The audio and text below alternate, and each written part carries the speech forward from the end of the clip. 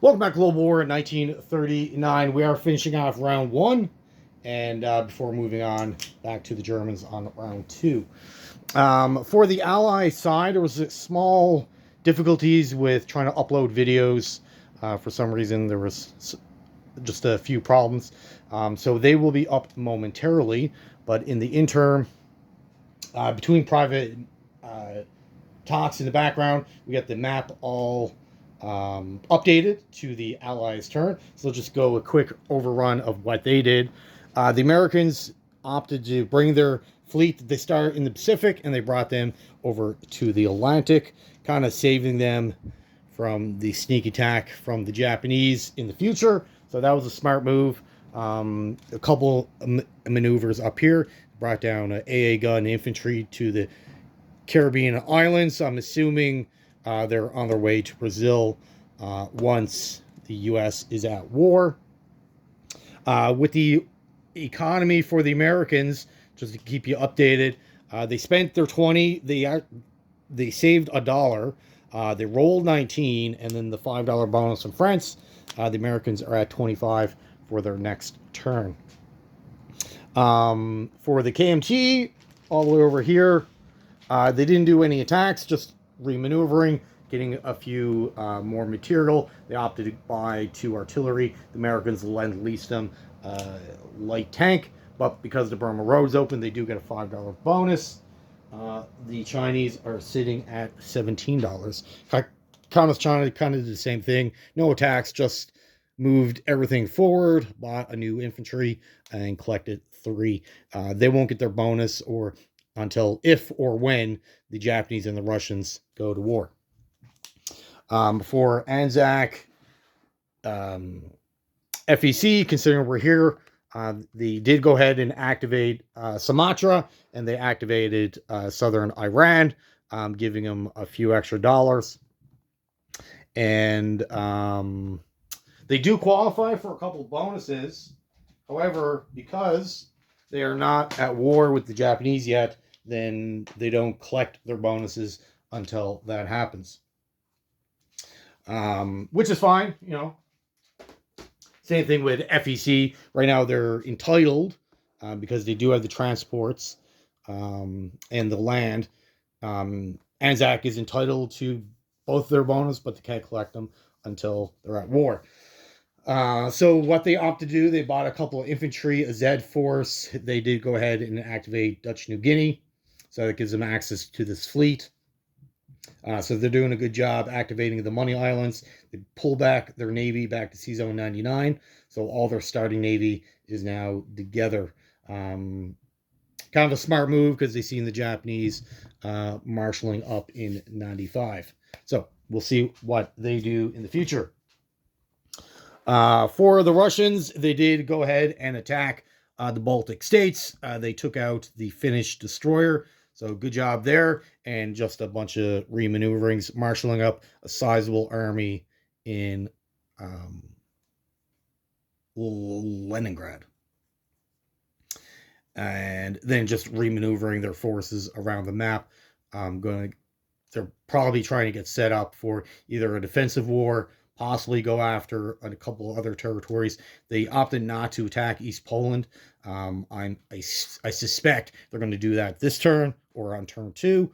Highly recommended that they do.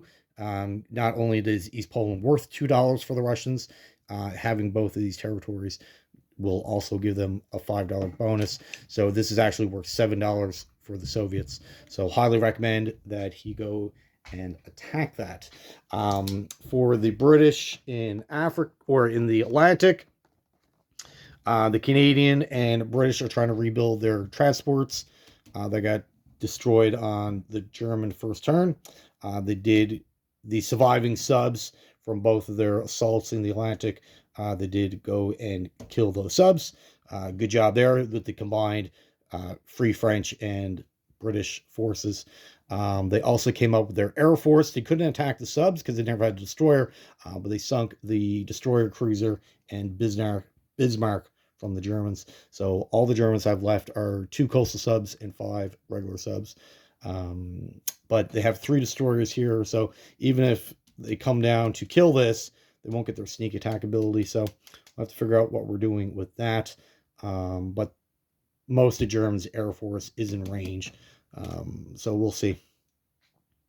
That might have to be a possibility to get rid of those that fleet leaving. The only thing in the Atlantic for the British would be 2 transports, and then they got a small fleet down here in 34, a sub, a couple destroyers, a couple transports. They brought the transports that he got from rolling. One's belonged to the start of the game next to Oslo, and the others are French.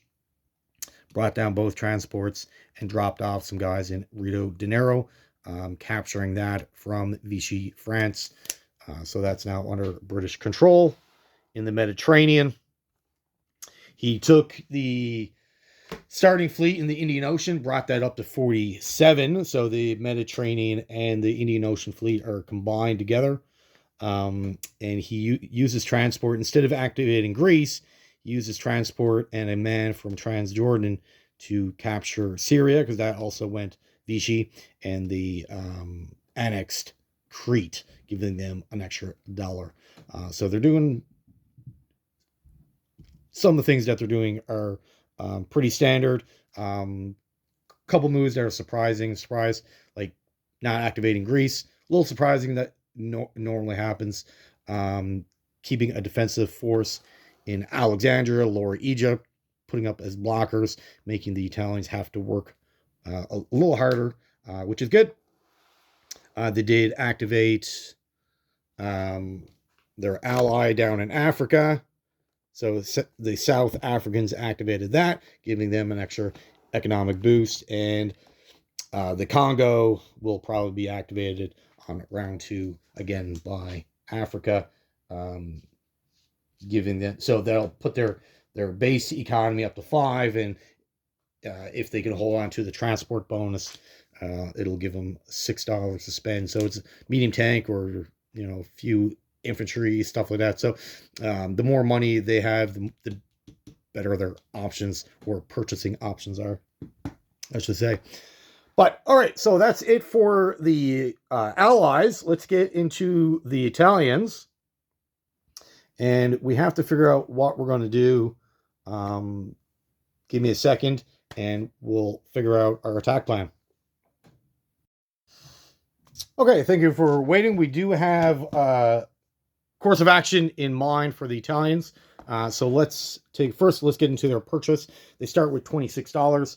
The British did build a medium factory in Cairo. It's a pretty standard move.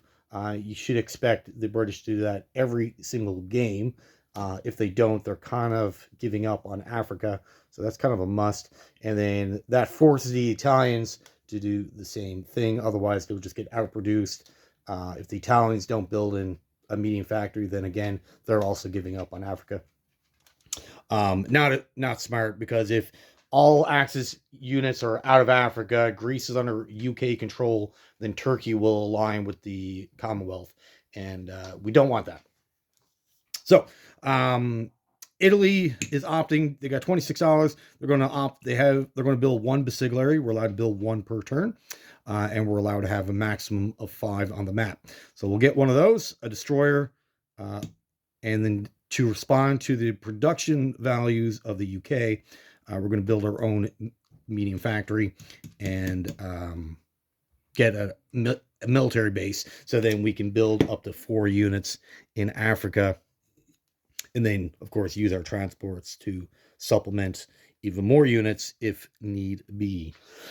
So our attack plan, like I mentioned, just keep going over a quick overview of the Allies' turn until we figure out the tech problems that for War Dog to upload his turns. In C-Zone 47, like I said, they have the Indian and Mediterranean fleets combined, which is kind of scary. And they also have a French sub that was also that they captured, so adding 1 extra ship to them. But the Mediterranean needs to be under Italian control. Like, that's a must. There's no other way around it. it has to be under Italian control. So how are we going to respond to all this? So we are going to attack C-Zone 47. That's a must. We can't have any allied ships. We could maybe potentially not attack and hope that they'll leave, but it doesn't look like they will. So we have to force them out. And if we don't take them out now, then I suspect using their factory, they'll probably build a few more sea vessels. They'll annex Greece and get another coastal battleship destroyer that we'd have to deal with. Right now, they're not activated, so they're not actually doing anything. So we don't want to deal with none of that. So this is probably the weakest that they'll be. That's what I'm getting at. They do have one of their small fighters in Cairo, but they don't have a base, so they can't participate in the, like, they can't scramble. So we don't have to worry about that. But, however, Cairo is lightly defended. Yes, they do have a fortification. Yes, which can be pretty scary at times. But they have no infantry to defend Cairo. All they have is a medium tank and that small fighter that only defends on a 3, so it's not really that big a deal. So let's take advantage while we can early in the game and really put the hammer down to try to secure the advantage in the Mediterranean as best that we can. So what the English have, they have 2 battleships, 2 cruisers, a fleet carrier, escort carrier, a French sub, and 2 destroyers. And of course, that transport can really cause problems getting Greece activated, and then we have to deal with that, right? So we'll be attacking that. What we can go in with is pretty much everything that we can reach. Pretty much most of our Navy is going in. The only ships that can't really get there, there's a sub in 37, so it'll be 1, 2, 3, 1 space out of range. It has a movement of 3 because of the naval base. This one only has a movement of 2, unfortunately, and again only gets to 46. So those subs won't be participating. Unfortunately, we need all the firepower we can get. And Syria is kind of messing things up. Syria did go Vichy, so that gave us a landing zone. However, he attacked it, removing that capability. So we can't get as many planes in as we thought. But we have 3 battles to declare total, 1 naval, 2 land. So let's take care of the naval first, and then we'll get into the land conflicts. So we're going to bring in a sub, a destroyer, everything from 41, which will be a battleship, 2 cruisers, 2 destroyers, another sub, another cruiser, 2 more destroyers, another sub. We're also opting to bring down our transports. And on the transports, we're going to have 2 basigliaries, an artillery, and a light tank. So that's all on the transports. We'll deal with that in a second. And then the 2 aircraft in Trino, so a medium bomber and a tactical. The tactical has a movement of 5. The bomber has a movement of 7 because of the airbase. So we go 1, 2, 3, 4, 5. They'll both land in Tobruk. The bomber can land somewhere else, but we'll opt with Tobruk, I guess, keep everything together. The other fighters, we have 2 fighters and a tactical, unfortunately, just a little out of range. The movement of 5 because of air bases. 1, 2, 3, 4. They would have landed here, but they don't have a legal landing zone, so we can't use those, and we're not allowed to suicide our planes. So that'll be the rest of the ground forces will be non-combat except for an attack into Alexandria. So we're going to go in with 3 infantry and 1, 2, 3, 4, 5. We're going to bring in our 2 fighters and a tactical. So that's how we're going to utilize those aircraft. Not the battle that I want them in, but they're still being used. And that will give us Alexandria. It's another $2. So certainly good. All right. That is it for that. Everything else will be non-combat. And the material that we brought with the transport, if you haven't guessed already, they will be going into Cairo. They're still in the transport until we clear the sea zone. If we cannot, for whatever reason, then we have to retreat, and the landing forces can't get into Cairo. We need to win the naval engagement first. So let's get set up for that first.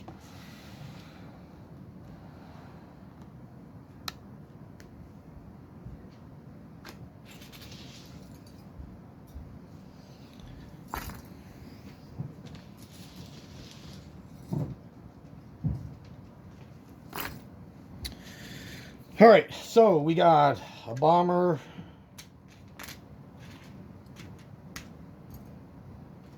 bunch of destroyers,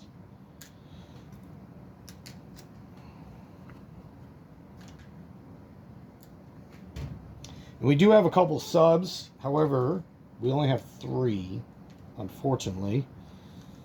A couple more would have been nice, but he has 2 destroyers, so he can detect the subs, so that negates their sneak attack ability. He also has a fleet carrier, escort carrier. They can only shoot at the aircraft, so if they land hits, which I'm hoping they don't, but if they do, then we have to take them on our planes. But this is kind of a even fight here. It's about a 50-50 battle. We got more 4s, but they got more 8s. And our 6s are the same. So we'll see how all this goes. All right, so we got 3 subs, a bomber, and 5 destroyers. So this is all out of 4.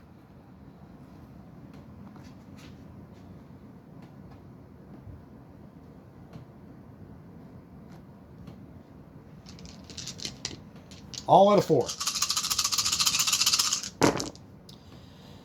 Okay. Nice. This is actually... So we got a 9, an 8, a 5. They all missed. We got a 2, a 4, a 2, a 3, a 1, a 3, and a 1. So 4, 5, 6, 7. 7 hits on the first volley. Oh my goodness. That's amazing. Cruisers, 3 at 6. 1, 3, 12. So that's 2 more hits. So we're up to 9. 1 at 7. 11. So that's a miss. 1 at 8 for the battleship. 11. Not good. Our heavy hitters are missing. But we got 9 hits. Fantastic. So let him return fire. So he's got 2 at 1. We'll say the green is the escort carrier. So if the green hits, we have to lose a plane.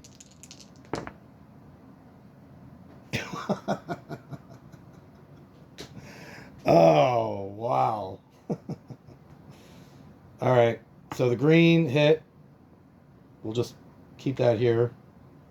The green hit. Fantastic. All right. Let's do that again. So this is for escort or the fleet carrier and the sub. Again, the green is the carrier.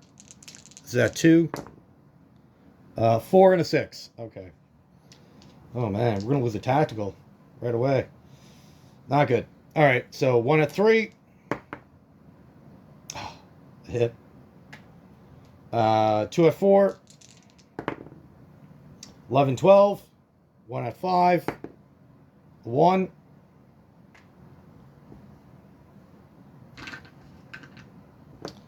Three at 6. 2, 11, 12. So that's 1 more. And then his 2 battleships at 8. 5, 4. So that's 2 more. So that's 5 total. 6 total. 1 has to be a plane. All right. So what is he going to do? He's going to tank everything first. Get rid of 3 damage. I can't take the transport till very last. He's still got 6 to go. So we'll take the sub, the small fighter for 2, the escort carrier for 3. Still got 3 more.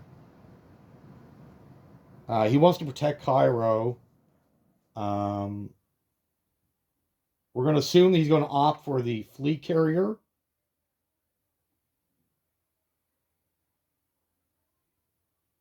So that's 4, 5, 6. The destroyers. So I'm going to lose the subs, so the destroyers are not going to have an impact. He wants to keep the highest value possible. All right, so he landed 1 with his carrier, so I have to take the tactical. 5 more hits, 3 subs, and then 2 destroyers. Or we'll tank a battleship and 1 destroyer. Okay, so reset the board. All the battleships get reduced to 6. And continue on. All right, so bomber. Destroyers. So this is all out of 4. All right, so 6, 10, 6, 1, 4, 2. 1, 4, 2. 3 cruisers and a battleship at 6. 6, 8, 11, 10. So we have 4 hits.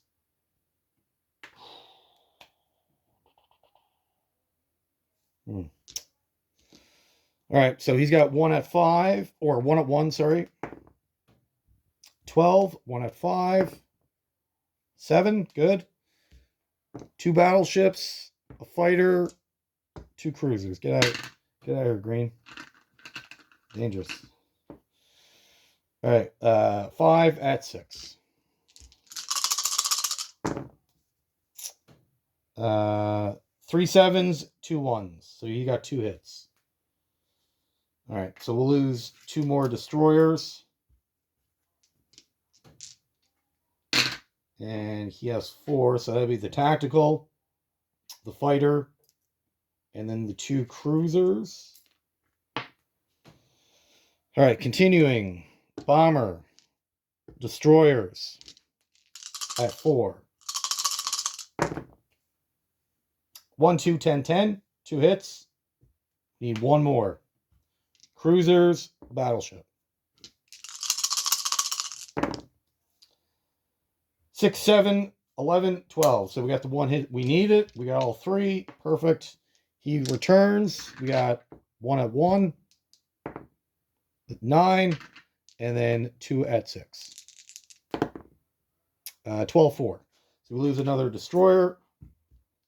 We win the naval engagement. Our fleet. We lost the tactical, unfortunately. The battleship's damaged. We walked away with all of our cruisers. 1 destroyer. But all of our support vessels are now all gone. So we'll have to rebuild that in the future somehow. All right, let's do the Alexandria battle. Should be pretty easy. They only got 1 infantry. We have multiple fighters, tactical. There's no way we can lose this. So 3 at 2. 1, 2, 3. He returns at a 4 with a 3. Okay, so we lose 1 guy. And we capture Alexandria with 2 infantry. All the aircraft that I'm using in these battles in the non-combat turn will all go to Tobruk. All right. Our last battle, critical for the British. So Cairo is being defended with a small fighter, a fortification, and a medium tank. We are attacking with a light tank, an artillery, 2 basigliaries. Okay. So these are all the starting stats of all these units. The fort will give all the attacking forces a -1. However, the basigliaries on round 1 only gets a +1. And then the artillery will also give a +1 to 1 of the infantry. So with all those modifications, we end up with 2 at 2, 2 at 3. All right, 2 at 2.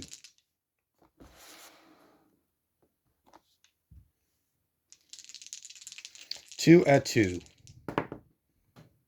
4, 8. 2 at 3. 2 and a 6. All right, so we got our 1 hit. We needed 2, but we got 1. All right, fighter at 3, return.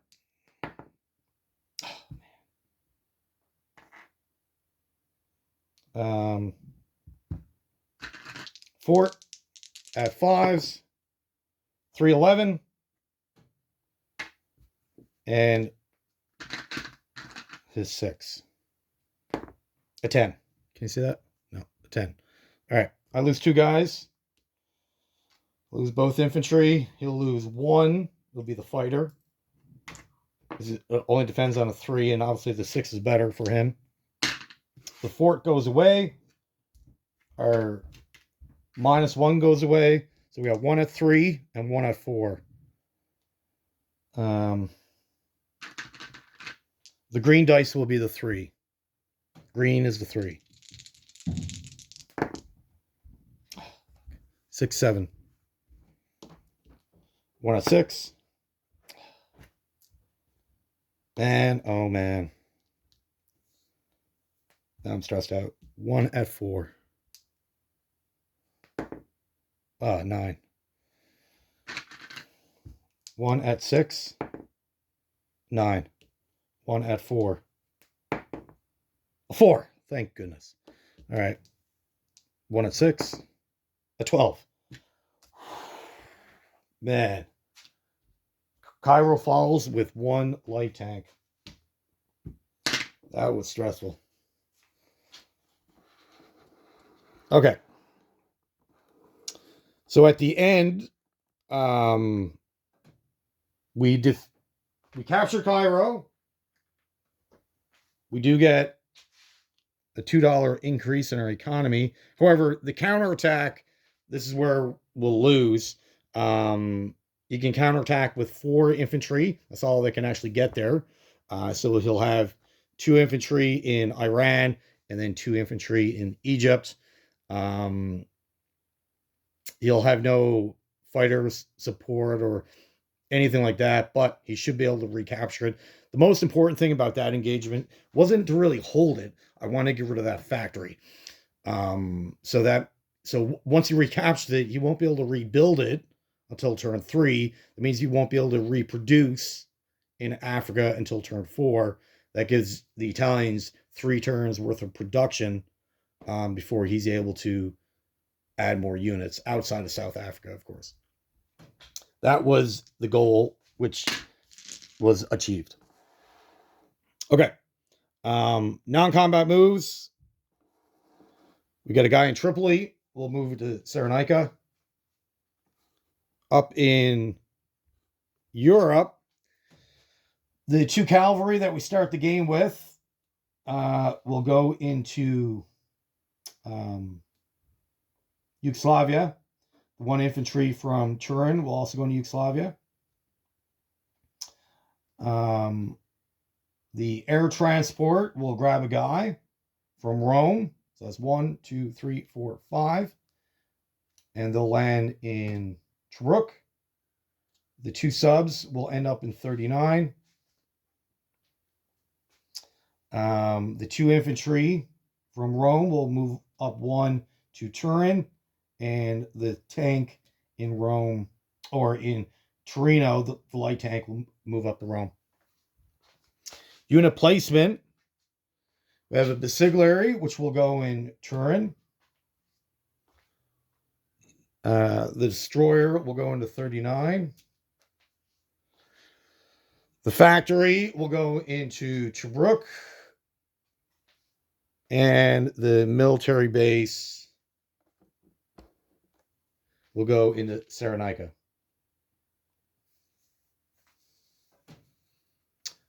One more non-combat move I forgot to do. Apologize. The guy in Ethiopia will go to Italian Somaliland. So we had 3 infantry there. The battleship is damaged, yes, but now we own Cairo. We own the port, so this should help us out. And then the German Navy, well, obviously they'll be on their turn. But him taking Syria on his turn, that was a big deal. Otherwise, we could have got 3 more aircraft. Probably won that sea battle a little bit easier. But the land battle, that was a little nerve-wracking. But we achieved all of our goals. I'll be back to you with income in a second. Okay, so the Italians start with $26. They capture 2 territories worth 2 each. Bonus-wise, the Mediterranean is clear of Allied vessels. Yes, Greece still has their navy, but they're not activated, so we can't count that until they are activated. So we will get one $3 bonus. As for the other $3, where you need multiple, you need 3 of 4 different territories. We only own 2, so we're not going to activate that one. So our base income is 30 plus 1 bonus. We'll have $33 for the next turn. So fantastic. So that was a pretty productive turn. Taking Cairo on turn 1 usually never happens. So we're taking advantage of that while we can. And then from there, we'll continue on our plans for domination. All right. That is it for the Italians. Moving on to the Germans very shortly. Again, thank you for watching. Have yourself a great day.